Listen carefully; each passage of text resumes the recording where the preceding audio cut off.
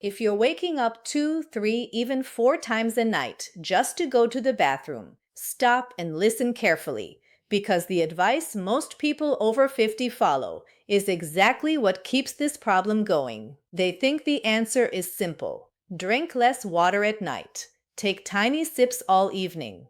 Go to bed a little dehydrated and hope for the best. But here's what most people never get told. For a lot of adults over 50, it's not just how much water you drink that matters. It's the way you drink it, the timing, the rhythm, the spacing. And if you get that rhythm wrong, your body can end up doing the exact opposite of what you want. Instead of sleeping through the night, you lie down, your bladder starts signaling, your sleep gets broken, and before you know it, you're stumbling to the bathroom again at 1 a.m., 3 a.m., maybe even 5 a.m.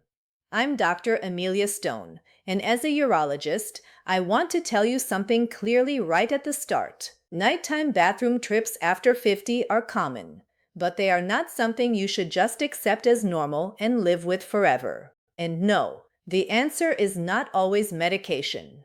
In many cases, one of the biggest improvements comes from something simple, something free, and something most people have been doing the wrong way for years. The best way to drink water if you want to stop nighttime bathroom trips is not to avoid water. It's to drink it strategically. And in this video, I'm going to walk you through exactly how to do that. Not vague tips, not generic advice. A real method you can start using today. But stay with me until the end, because the fourth mistake I'm going to show you is the one almost nobody connects to nighttime urination. And for many people over 50, it's the hidden reason they keep waking up even after they already cut back on evening water.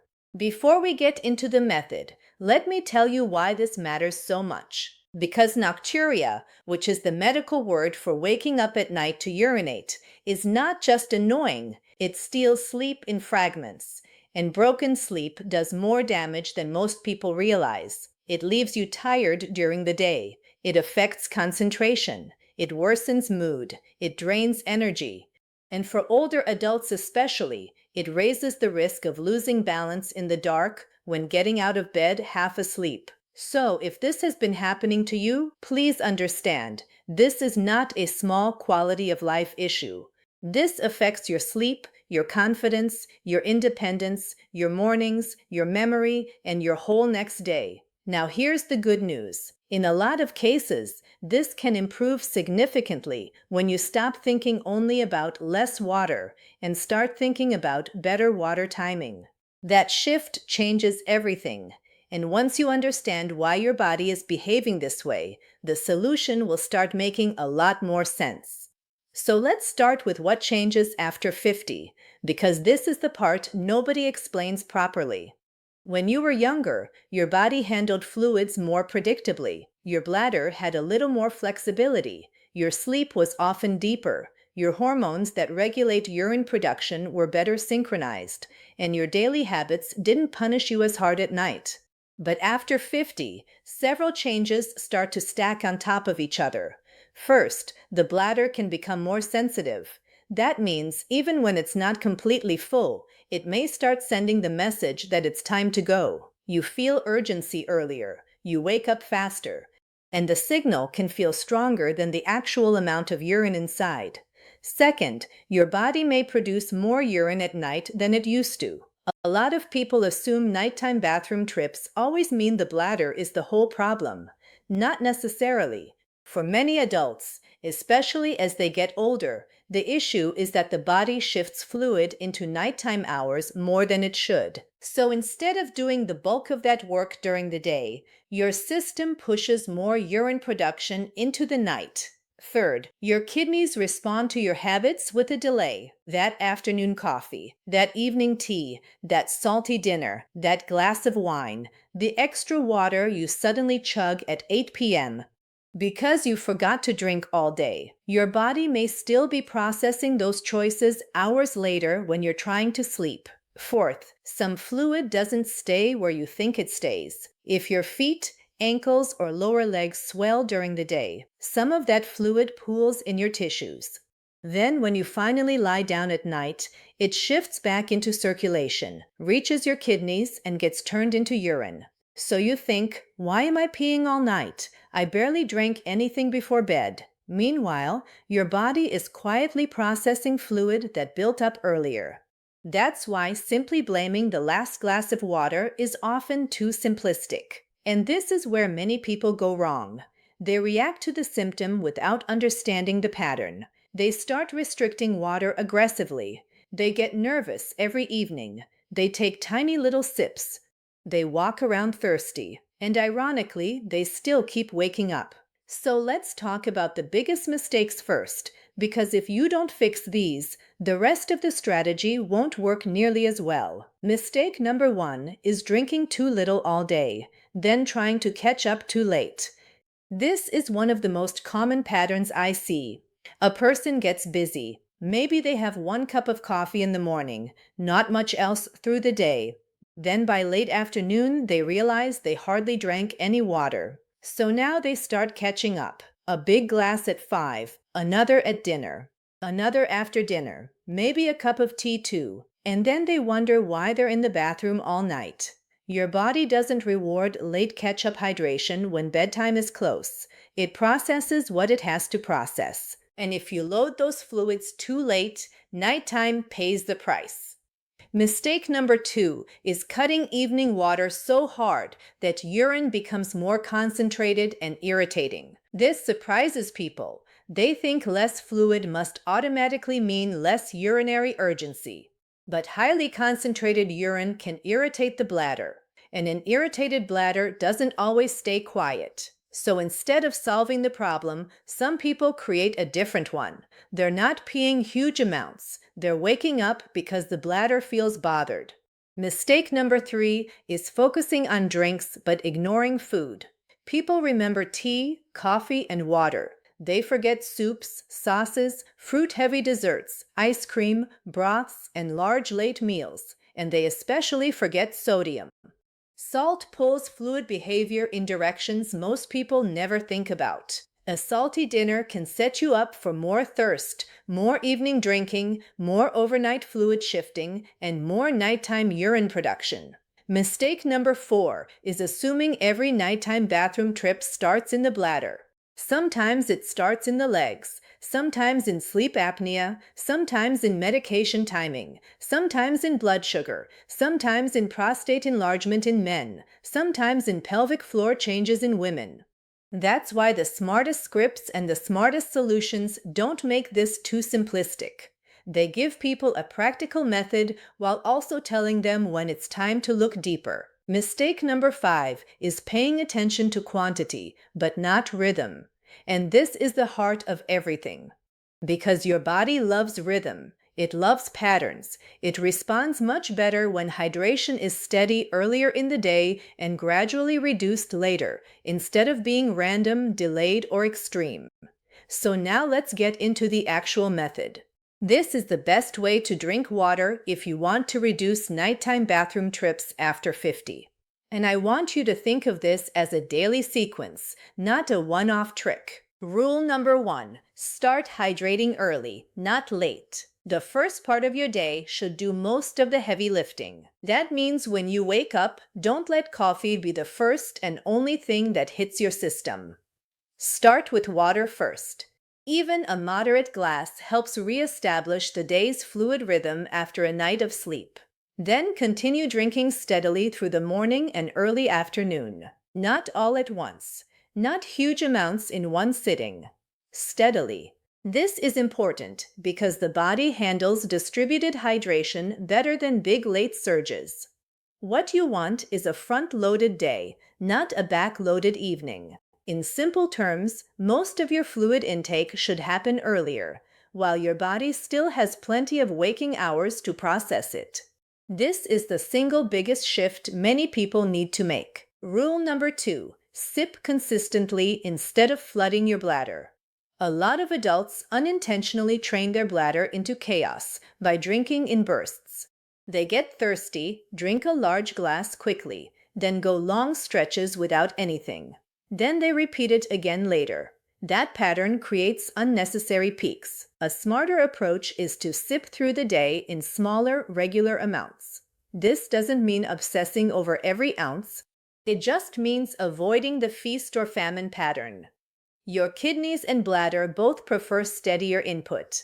And when you drink steadily earlier in the day, you are far less likely to feel desperate and overdrink at night. Rule number 3. Create a hydration cutoff zone, not a total shutdown. This is where people often become too extreme. You do not need to behave as if water is the enemy after dinner. But you also should not treat the 2 hours before bed like a free-for-all. A good rule is to begin tapering fluids roughly 2 to 3 hours before sleep. That means you shift from normal drinking to intentional sipping only if needed. If you are thirsty, take a few sips. If you need water with medication, of course have it. But this is not the time for a large tumbler, herbal tea by the mug, soup, sparkling water, or a healthy giant glass because you suddenly remembered hydration. Think of this as gradually dimming the lights, not slamming a door. Your body handles a gentle taper better than an abrupt panic. Rule number 4. Stop letting caffeine borrow from your sleep. Now we need to talk honestly about coffee and tea, because many adults over 50 don't realize how long caffeine can keep influencing the bladder. Even if it doesn't stop you from falling asleep, it may still stimulate urine production or irritate the bladder enough to contribute to nighttime trips. And tea is not automatically harmless just because it feels lighter than coffee. For many people, the last caffeinated drink should be moved earlier than they think. If you're struggling with nocturia, try making your last caffeinated drink late morning or early afternoon. Not evening, not with dinner, and definitely not after dinner. That one shift alone can change the night. Rule number 5. Alcohol is not a sleep helper when your bladder is involved. A lot of people say, but that evening drink relaxes me. Maybe it does at first. But alcohol can also increase urine production and fragment sleep. So you may fall asleep easier only to wake up later needing the bathroom. And once sleep is interrupted, falling back asleep becomes harder. If nighttime bathroom trips are a problem, your evening alcohol habit deserves a serious look. You don't necessarily have to swear off alcohol forever. But you do need to test whether moving it earlier, reducing it, or cutting it for a few nights changes your sleep. For some people, that's the hidden switch. Rule number 6. Make dinner lighter than lunch when possible, especially with salt. This is the one most people underestimate. They watch their water, but never watch sodium timing. Here's why that matters. A salty evening meal can drive thirst and affect fluid handling later into the night. That means more late drinking, more overnight fluid processing, and more bathroom trips. So if you enjoy saltier foods, heavier sauces, restaurant meals, soups, processed foods, deli meats, or snack foods, lunch is the safer place for them than dinner. Dinner should be calmer, lighter, less salty, less heavy. You want your night working with you, not against you. Rule number 7. If your legs swell, your bladder may be dealing with it later. This is one of the most powerful insights for people who say, I don't get it. I'm not drinking much at night. If you notice sock marks, puffy ankles, tight shoes by evening, or swelling in your lower legs, some of the fluid causing your nighttime urination may have been sitting there during the day.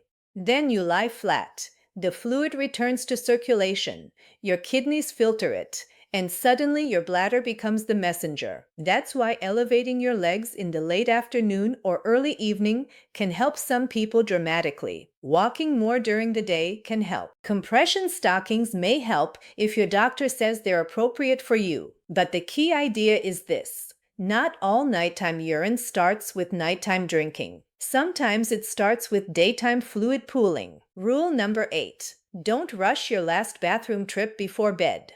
This sounds simple, but it matters. A rushed, distracted, half-finished bathroom trip right before bed can shorten the time until the next urge. So when you do that final bathroom visit, slow down, fully empty. Don't make it an afterthought while checking your phone or hurrying back to bed.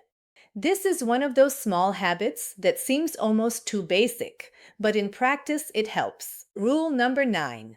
Keep your sleep schedule from fighting your bladder. Here's what many people don't realize. The body doesn't separate sleep and urination as neatly as you think. Poor sleep itself can make you more aware of bladder sensations. Lighter sleep means smaller signals wake you more easily. So, if you're going to bed at wildly different times, napping late in the day, or sleeping in a fragmented pattern, your bladder may not be the only reason you're up. This is why people with sleep apnea, insomnia, or shallow sleep often report nighttime urination too. Sometimes they wake because of the bladder. Sometimes they notice the bladder because they were already waking.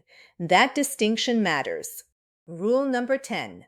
If you take certain medications, timing may be part of the solution. This especially matters if you take a water pill, also called a diuretic.